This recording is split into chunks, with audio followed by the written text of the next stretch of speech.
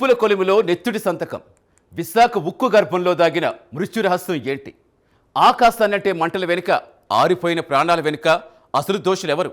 రక్షించాల్సిన యాజమాన్యమే కార్మికుల పాలిట భక్షకులుగా మారిపోతే, కంచే చేను వేసినట్టుగా కాపాడాల్సిన చేతులే కాల ఎముడిలా మారితే ఈ ఘోరాలకు బాధ్యత ఎవరిది? పారిశ్రామిక ప్రగతికి సాక్షిగా నిలవాల్సిన ఫ్యాక్టరీ ఇప్పుడు కార్మికుల శవాల దిబ్బగా ఎలా మారింది? సేఫ్టీ ఫస్ట్ నినాదం సజీవ దహనాల వెనక ఎలా సమాధైపోయింది? చూద్దాం. విశాఖ స్టీల్ ప్లాంట్ మృత్యుఘోషపై స్పెషల్ రిపోర్ట్.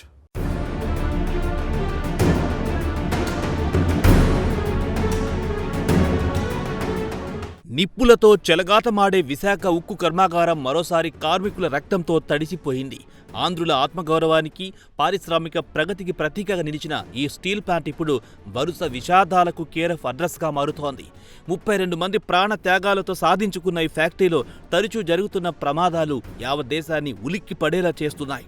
పారిశ్రామిక రంగంలో యాక్సిడెంట్స్ సహజమే కదా అనే సమర్థనల వెనక స్టీల్ ప్లాంట్ మేనేజ్మెంట్ ఎంతటి దారుణమైన నిర్లక్ష్యాన్ని దాస్తుందో తాజా ఘోర ప్రమాదం మనకు స్పష్టంగా సంకేతాలిస్తుంది. ఒకప్పుడు అద్భుతమైన క్వాలిటీ ప్రొడక్షన్తో దేశ మౌలిక వసతుల రంగానికి వెన్నుముకగా నిలిచిన ప్లాంట్ ప్రాంగణంలోని నిత్యం ఈ తరహా విషాద ఛాయలు అలుముకోవడం అత్యంత విచారకరం.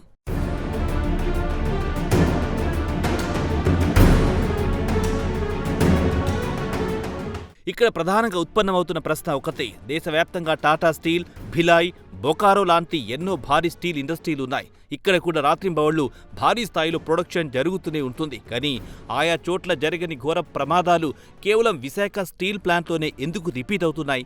ఇతర ప్లాంట్లలో అత్యంత కఠినంగా అమలు చేసే సేఫ్టీ నార్మ్స్ ఇక్కడ ఎందుకు గాలికి వదిలేశారనేది ఇప్పుడు పెద్ద చర్చనీయాంశం. ఫ్యాక్టరీ ఆవరణలో గోడల మీద సేఫ్టీ ఫస్ట్ అని రాసుకునే స్లోగన్స్ కేవలం ప్రదర్శనలకే పరిమితం అయ్యాయని అర్థమవుతోంది. ప్లాంట్ మేనేజ్మెంట్ అనుసరిస్తున్న తీరు, భద్రత ప్రమాణాల పట్ల వారికున్న చిత్తశుద్ధి లేమిని ఈ వరుస మరణాలు కళ్లకడుతున్నాయి. కార్మికుల ప్రాణాలకు గ్యారెంటీ కరువయ్యింది.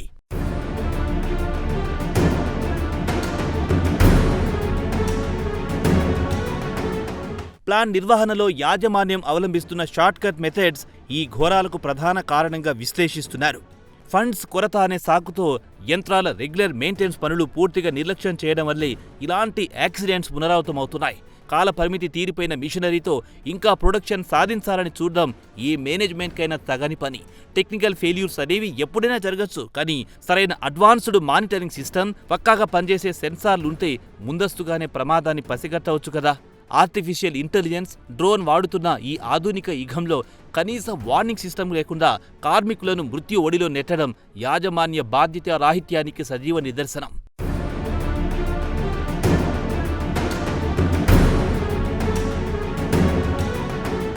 విశాఖ స్టీల్ ప్లాంట్ హిస్టరీని ఓసారి క్షుణ్ణంగా గమనిస్తే ఇక్కడ ఇలాంటి దారుణాలు జరగడం ఇదే ఫస్ట్ టైం కాదు. గతంలో జరిగిన భారీ సంఘటనల నుంచి మేనేజ్మెంట్ కనీసం పాఠాలు నేర్చుకోలేదని మనకు స్పష్టంగా అర్థమవుతోంది. 2012 మే నెలలో బ్లాస్ట్ ఫర్నేస్ 3లో జరిగిన పేలుడులో 2 సజీవ దహనం అవ్వగా, అదే ఏడాది జూన్లో జరిగిన ఇన్సిడెంట్ ప్లాంట్ చరిత్రలోనే అత్యంత చీకటి రోజుగా మిగిలిపోయింది.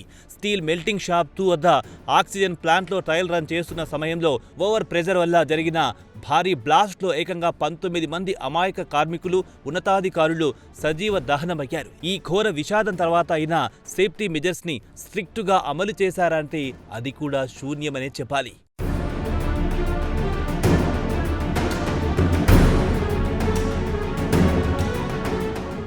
వరుస దుర్ఘటనలు కళ్ల ముందే కనిపిస్తున్న యాజమాన్యం మాత్రం కళ్ళు తెరవటం లేదు.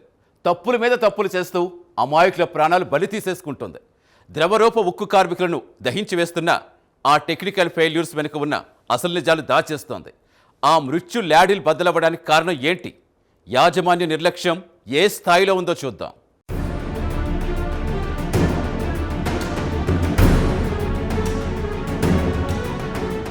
ఆ తర్వాత కూడా యాక్సిడెంట్స్ పరంపర కంటిన్యూ అవుతూనే ఉంది.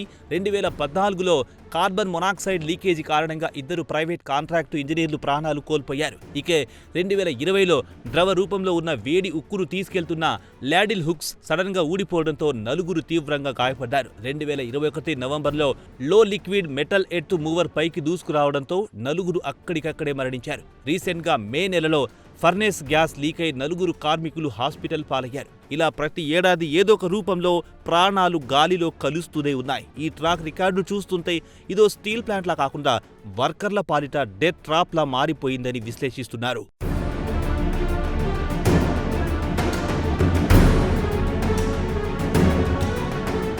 ఇక తాజాగా జూన్ 8న SMS-1 యూనిట్లో జరిగిన ఘోర ప్రమాదం మేనేజ్మెంట్ నిర్లక్ష్యానికి పరాకాష్ట.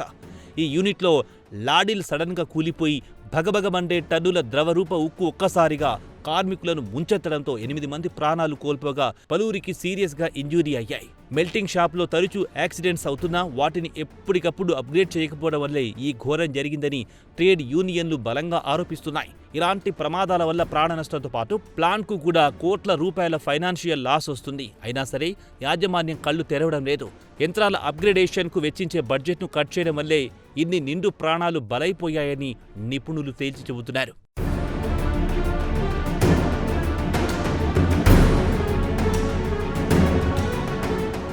ఈ ప్రాణాంతక బ్లాస్ట్ వెనుక ఉన్న టెక్నికల్ రీజన్స్ ను ఎక్స్పర్ట్స్ విశ్లేషిస్తున్నారు. కరిగిన ఉక్కు ఎంత వేడిగా ఉంటుందో ఆ టెంపరేచర్ను తట్టుకునేందుకు లాడిల్స్ లోపల భారీ రిఫ్రాక్టరీ బ్రిక్స్ తో లైనింగ్ చేస్తారు. సరైన మెయింటెనెన్స్ లేక ఈ లైనింగ్ పల్చబడినా లేదా దానికి క్రాక్స్ వచ్చినా లోపలున్న లిక్విడ్ స్టీల్ బయటున్న స్టీల్ షెల్ ను కోసుకుంటూ బరెస్ట్ అవుతుంది. దీనిని టెక్నికల్ పరిభాషలో లాడిల్ బ్రేక్అవుట్ అని పిలుస్తారు. సరిగ్గా ఇటువంటి నిర్లక్ష్యం వల్లే 2013లో ఒడిశాలోని ఓ ప్లాంట్లో ప్రమాదం జరిగిందని ప్లాంట్ రిటైర్డ్ అధికారులు గుర్తు చేస్తున్నారు.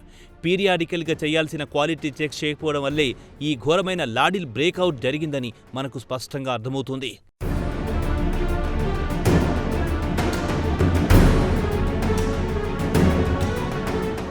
దీనికి తోడు కంటిన్యూయస్గా కాస్టింగ్ డిపార్ట్మెంట్లో జరిగిన క్వాలిటీ కాంప్రమైజ్ గురించి మాజీ ఉద్యోగులు సంచలన విషయాలు వెల్లడిస్తున్నారు. ద్రవరూప ఉక్కులో మాంగనీస్ లాంటి ఫెర్రో ఎలిమెంట్స్ను ఆర్గాన్ గ్యాస్తో మిక్స్ చేసే ప్రాసెస్లో కాస్ట్ కటింగ్ కోసం నాణ్యత లేని రా మెటీరియల్స్ను వాడారని ఆరోపిస్తున్నారు. ఈ నాసిరక మెటీరియల్స్ వల్లే కంటైనర్ లోపల అన్కంట్రోలబుల్ కెమికల్ రియాక్షన్ జరిగి ఈ ఘోర ప్రమాదానికి దారితీసిందని అనుమానిస్తున్నారు. అలాగే లాడిల్ పైభాగంలో తప్పనిసరిగా ఉండాల్సిన సేఫ్టీ కవచం లేకపోవడం వల్లే బ్లాస్ట్ ఇంటెన్సిటీ అంతలా పెరిగిపోయిందని, ఒకవేళ ఆ షీల్డ్ ఉంటే కరిగిన ఉక్కు అంతలా స్ప్రెడ్ అయ్యేది కాదని ఒక బలమైన వాదన ఇప్పుడు స్టీల్ ప్లాంట్ వర్గాల్లో ప్రధాన చర్చనీయాంశంగా మారింది.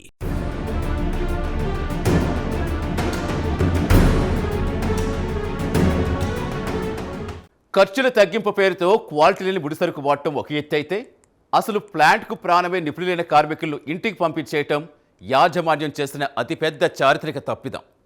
కళ్ళ ముందే మృత్యువు పొంచి ఉందని తెలిసిన బతుకు పోరాటంలో ఆ కార్మికులు నెత్తురు దారపోస్తున్నారు. అక్కడ అసలు మ్యాన్ పవర్తో ఏం జరుగుతోంది ఇప్పుడు చూద్దాం.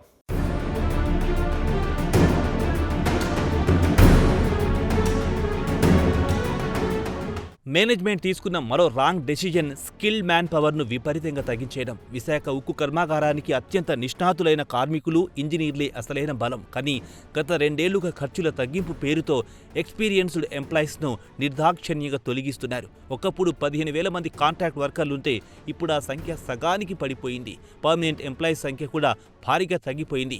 వీఆర్ఎస్ పేరుతో వేలాది మందిని ఇంటికి పంపించారు. ఉన్నత స్థాయి నైపుణ్యం అవసరమైన ఇలాంటి క్రిటికల్ ప్లాంట్లో కొత్త రిక్రూట్మెంట్స్ పూర్తిగా ఆపేసి అనుభవం లేని వారితో పనులు చేయించడం వల్లే ఈ తరహా హ్యూమన్ అండ్ మెకానికల్ ఎర్రర్స్ జరుగుతున్నాయని తీవ్ర విమర్శలొస్తున్నాయి.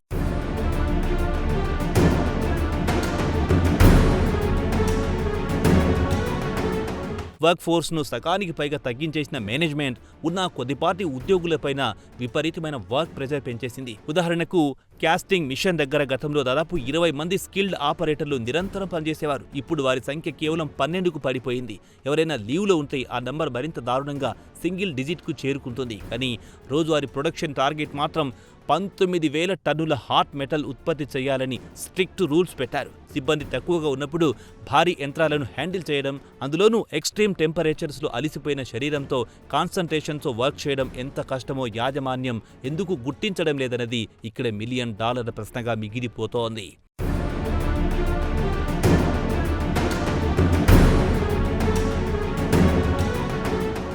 ఫ్యాక్టరీలో ఏవైనా టెక్నికల్ లోపాలుంటే వాటిని వెంటనే సరిదిద్దుకోవాలని కార్మిక సంఘాలు పదే పదే అలర్ట్స్ ఇస్తూనే ఉన్నాయి. కోకో 1లోని సగం బ్యాటరీలను వెంటనే షట్డౌన్ చేసి వాటిని కంప్లీట్గా మేజర్ రిపేర్స్ చేయాలని డిమాండ్ చేస్తున్న యాజమాన్యం పెడచెవిన పెడుతోంది. 30 ఏళ్లుగా పాతబడిన అవే బ్యాటరీలను వాడుతూ అప్పటికప్పుడు ఏమైనా ప్రాబ్లం వస్తే జస్ట్ రన్నింగ్ రిపేర్స్తో మేనేజ్ చేస్తూ ప్రాణాలతో చెలగాటమాడుతున్నారు. ఇలా టెంపరేచర్ ప్యాచ్ వర్క్స్తో ఎన్నాళ్లు నెట్టుకొస్తారు? కనీసం ఒక్క ఫర్నేస్ నైనా ఆపి పవర్ ప్లాంట్కు పూర్తి స్థాయి మెయింటెనెన్స్ ఎందుకు చేయడం లేదు?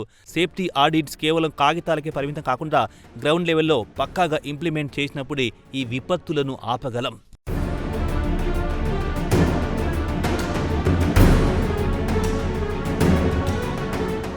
కాలం చెల్లిన యంత్రాలతో టెంపరీ ప్యాచ్ వర్క్స్తో ప్రాణాలతో చెలగాటమాడుతున్నారు. ఇంత జరుగుతున్నా కనీస వైద్య సదుపాయాలు కూడా ప్లాంట్ ప్రాంగణంలో లేకపోవటం మేనేజ్మెంట్ గుండెకాయలేని తనాన్ని సూచిస్తోంది. అసలు ఎమర్జెన్సీలో ప్రాణాలు కాపాడే దిక్కే లేదా? యాజమాన్యం జవాబుదారీతనం ఏమైంది?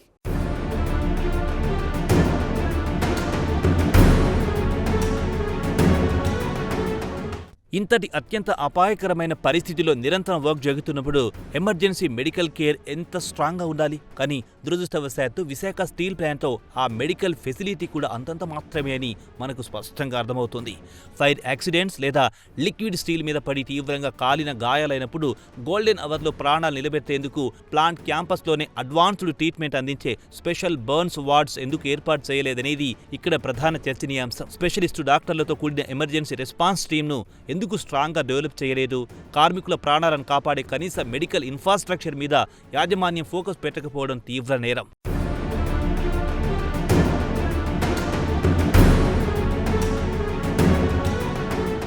పరిశ్రమలు వర్ధిల్లాల్సింది కార్మికుల శవాల దిబ్బలపైన కాదు, వారి శ్రమను గౌరవించే సురక్షితమైన వాతావరణంలో అని యాజమాన్యం గుర్తుంచుకోవాలి.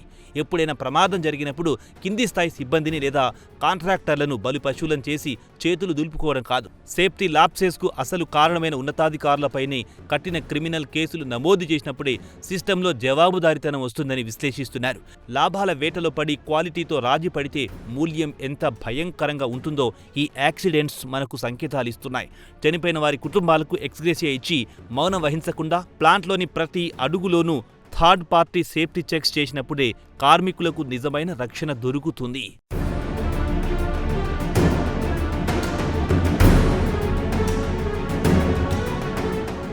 విశాఖ ఉక్కు అంటే కేవలం ఒక ఫ్యాక్టరీ కాదు, అది 5 కోట్ల ఆంధ్రుల భావోద్వేగం. లాభాల వేటలో కార్మికుల ప్రాణాలు పణంగా పెట్టడం చరిత్ర క్షమించని నేరం. నెత్తుటి మరకలంటిన ఉక్కుతో ఏ సామ్రాజ్యం నిర్మించినా అది నిలబడదు. కార్మికుల శ్రమను దోచుకోవటం కాదు, వారి ప్రాణాలకు ముందు భరోసా ఇవ్వాలి. ఈ మరణ మృదంగానికి యాజమాన్యం బాధ్యత వహించిన రోజే ఆత్మ బలిదానాలకు అసలైన న్యాయం. తప్పులు సరిదిద్దుకోకపోతే రేపు మిగిలేది ఉక్కు కాదు, బూడిద మాత్రమే.